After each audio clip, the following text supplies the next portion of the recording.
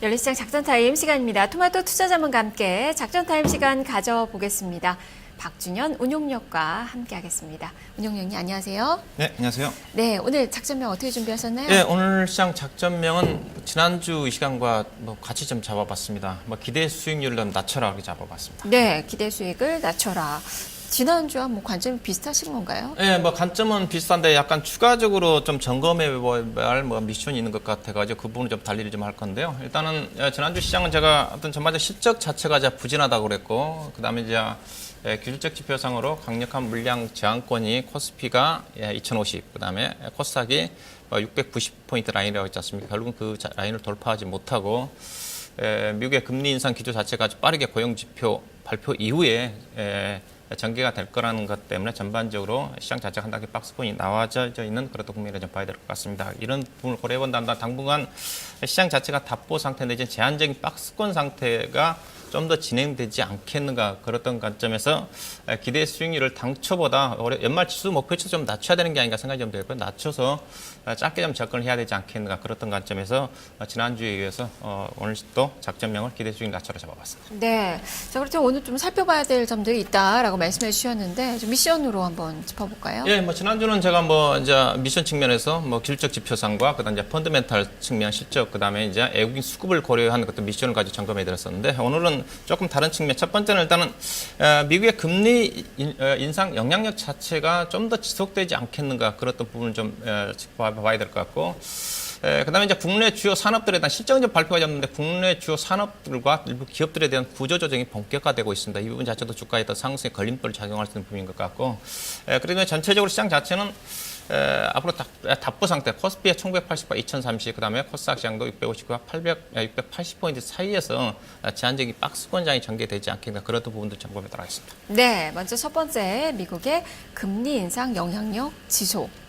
네, 계속적으로 올해 연말까지도 계속 좀 될 것 같아요. 예, 일단은 금리 인상은 거의 기정사실화되고 있지 않습니까? 거의 확률적으로 이제 70% 정도까지 육박을 하고 있기 때문에 올해 안에 금리 인상을 할 가능성이 크다고 좀 봐야 될 것 같습니다. 향후에 경제 지표 자체가 좀 발표가 한다라도 뚜렷하게 12월 FMC까지는 그렇게 반전시킬 만한 그런 여건 지표 자체가 없다는 관점에서 가능성이 크다고 좀 봐야 될 것 같아요. 문제는 금리 인상의 영향력이 우리 시장이라든가 미국 시장에 얼마만큼 반영돼 있는가를 좀 점검해 볼 필요가 있을 것 같습니다.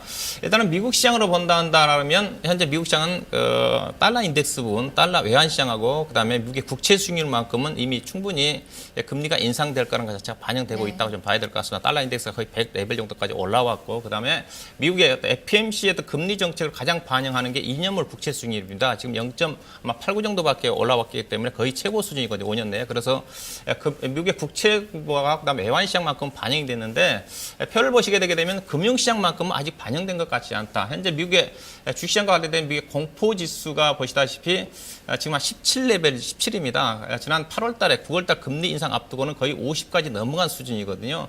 그만큼 미국 시장만큼 일단 차분하다고 좀 봐야 되겠죠. 근데 미국 시장이 주식시장이 그렇게 강하게 위로 올라갈 수 있는 그런 여건은 아닌 것 같습니다. 최근에 발표된 미국의 S&P 기업들에 대한 PER이 지금 최근에 8월 달 이후에 주당 EPS가 감소세로 전환이 됐고, 그다음에 현재 PER 수준이 16.9배 되는 수준이거든요. 과거에 버블 수준까지 올라와 있다는 관점에서 주식시장이 올라갈 여건은 아닌데 의외로 주식시장만큼은 차분하다는 관점에서 향후에 후행적으로 미국의 금리 인상 부분 자체가 반영될 가능성이 있지 않겠는가, 그런 부분이 좀 더 추이를 좀 지켜볼 필요가 있지 않겠는가 봐야 될 것 같습니다. 네. 자, 그리고 두 번째가 국내 주요 산업 구조 조정 본격화, 지금 해운 업종에 대해서 가장 또 이슈가 많이 또 되고 있고요. 예, 일단은 실적도 안 좋게 나온 상황에다가 최근에 여러 가지 국내 주요 산업과 기업들에 대한 구조 조정 얘기가 본격적으로 좀 가시화되고 있습니다. 이 부분 자체는 어떻게 본다면 또 주가에 어떤 상승 걸림돌로 작용할 수 있는 그런 부분이거든요. 최근에 지난주에 나왔던 주요 산업들에 대해서 조선이라든가 해운 업종, 그다음에 철강이라든가 건설 업종, 석유화학 중심으로 해서 정부 차원에서 적극적으로 구조 조정이 진행이 된다고 나오고 있는 것 같죠. 어느 정도 최근에 들어서는 뭐 한진해운과 현대상선 합병 자체가 좀 구체적으로 이슈가 좀 되고 있는 것 같고 조선업종 같은 경우도 뭐 최근에 정부 차원에서 이제 수주 제한을 할 정도로 약간 어떤 타치가 좀 들어오고 있는 것 같고 이렇던 부분들이 전반적으로 이슈가 좀 되고 있는 것 같고 또 전일 같은 경우는 일부 중소기업들 같은 경우도 3,900여 개 기업들 대상으로 해서 국가 시정 평가를 했었는데 그중에서 약 175개 기업이 구조조정 대상이다. 그중에서 100여 개 기업은 당장 오카웃 들어가야 되고 일부 한 70여 개 종목은 관리 종목까지 들어갈 정도로 그래도 구조조정이 본격화 되고 있는 것 같습니다. 이러다 보면 아무래도 구조조정이 진행된다 한다면 일부 이제 수혜를 받는 살아남는 기업들은 수혜가 좀 되겠지만 당장은 진행되기 전까지는 불확실히 진행될 수밖에 없을 것 같고 이에 따라서 구조조정 과정 쪽에서 부실채권이 나온다 한다면 은행업종한테도 대손 충당금 적립이라든가 그렇게 부담연어 작용할 수 있는 부분 자체가 전반적인 어떤 구조조정 기간 중에서 종합주가지수가 올라가기 쉽지가 않거든요. 어느 정도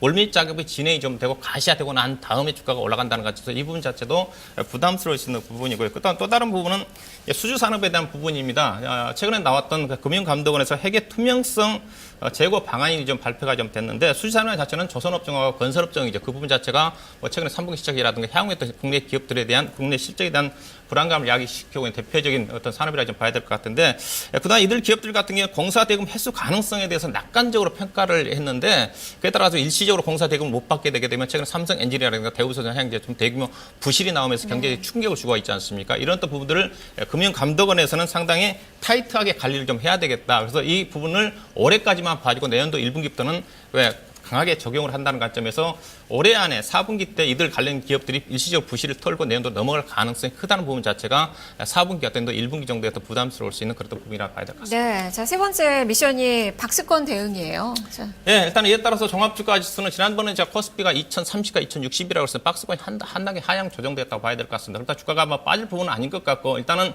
개인적으로 1980포인트와 2030포인트 정도의 코스피와 박스권이 전개될 것 같고 보시다시피 차트를 보시게 되면 코스피 지수가 지금 최근에 2060포인트 돌파, 2050포인트 돌파를 시도가 자제되면 되면서 추가적 물량층이 쌓이면서 강력하게 2030포인트 이상에서 물량장을 좀 봐고 있고 또 22이동 평균선이 대기하고 있는 2030이라는 관점에서 당기적으로 2030포인트가 상당히 부담으로 작용하지 않겠는 것 같아요. 그래서 1980포인트 라인은 62이동 평균선 지난 라인께 지지가 좀 되지 않겠다 봐야 될 것 같고 코스닥시장 같은 경우는 전일 650포인트 라인에서 저점이 형성이 좀 됐기 때문에 코스닥시장도 650포인트와 물량층이 집중되어 있는 61동 평균선 지나고 있는 680포인트 내연 정도에다 제한적인 박스권이 전개될 가능성이 크다는 것 같아요. 이 법인 대해서 그러다 보니까 범위 자체가 상당히 좁죠. 뭐 그렇게 전개될 가능성이 지켜봐야 되겠지만은 그렇던 관점으로 수익률 짧게 보고 접근하는 전략이 필요하지 않게 봐야 되겠습니다. 네, 자 그러면 이제 전략이 문제인데요. 레이더망에 걸리는 종목들 어떤 종목 가져오셨나요? 네, 일단 저는 개인적으로 다음 주 정도까지 미국의 어떤 그런 금리 인상 기조 자체가 시장에 반영된지를 좀 지켜볼 필요가 있다는 관점에서 일정 부분 현금 보유는 좀 필요하지 않겠는가 좀 말씀 좀 드리고 싶고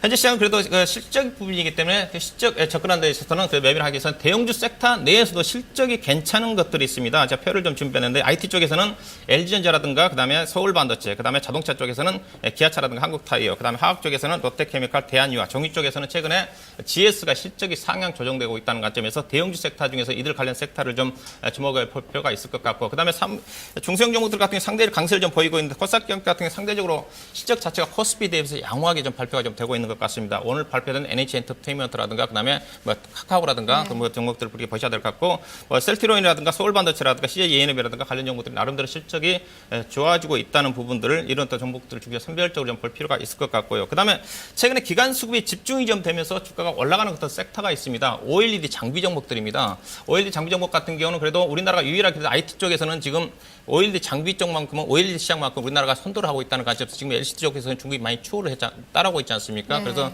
OLED 장비 종목들에 대한 시각 자체가 많이 바뀌고 있는 것 같습니다. 애플 같은 경우 차세대 아이폰에 대해서 OLED 디스플레이들을 착용한다는 그런 이슈가 좀 되고 있기 때문에 그런 관련해서 OLED 시장 자체가 그래도 내년도 시장에 집중되지 않겠는가 하는 점에서 최근에 이들 종목들 실적이 다 양호하게 나온 것 같습니다. SFA라든가 테라세미콘이라든가 이 시장을 통해서 좀 자주 언급했던 비아트론이라든가 그다음에 최근에 실적이 발표가 된 동아일테이라든가 관련 종목들 상대 주가가 싸 보이는 종목들이기 때문에 최근 종목들은 대표적으로 기관 투자가 집중되고 있다는 관점에서 이들 관련 종목들 중심으로 해서 관심을 가져볼 필요가 있을 것 같습니다. 네, 알겠습니다. 말씀 잘 들었습니다. 네, 고맙습니다. 네, 지금까지 박준영 운용위원과 함께 작전 타임 시간 가져봤습니다. 자, 그리고 이 증시 타파 안내 말씀 좀 드릴게요. 지금 금리가 발표가 돼서 지금 잠깐 먼저 좀 점검을 해드릴게요. 동결 소식이 전해졌습니다. 5개월 연속 동결, 예상대로 금리가 동결이 됐고요. 1.5% 유지한 것으로 나타나고 있습니다. 자, 뭐 자세한 것은 이 기자회견 내용이 더 중요하니까요. 또 생중계해드리니까 계속적으로 체크를 해보시길 바라겠고요. 자, 증시 타파 안내 말씀 좀 드리겠습니다.